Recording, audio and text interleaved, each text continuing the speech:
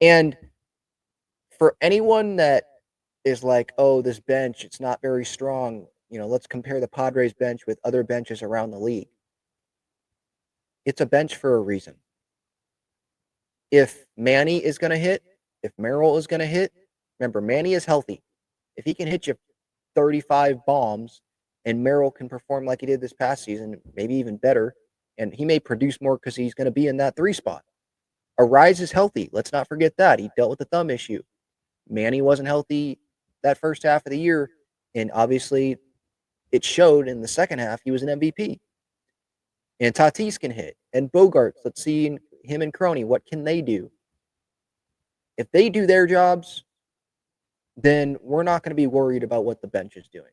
We're not going to be worried about maybe even the bottom of the order. Maybe some people will nitpick it, but this Padres team is going to go as far as the big guys at the top of that order, how far that they take them, right? You look at the best teams in baseball.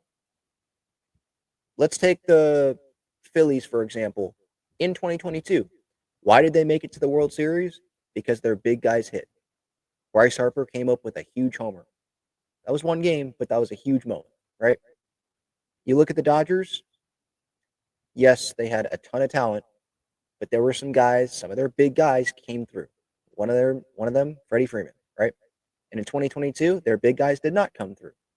And for the Padres, the big guys, Tatis did, but there are other guys in this lineup like Manny and Bogarts that can be better in the big moments. And so health is going to be a big factor, obviously, but the Padres have that elite talent to be a postseason team. And so let's not worry too much about this bench.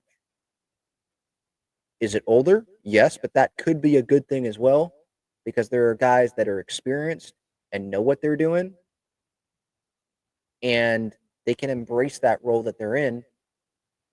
And instead of, coming in and maybe being overwhelmed a little bit by a moment because they haven't been there before. So that's how I'm looking at it right now. And this is optimistic, Ben, because, opening day is right around the corner. And why would I not be optimistic?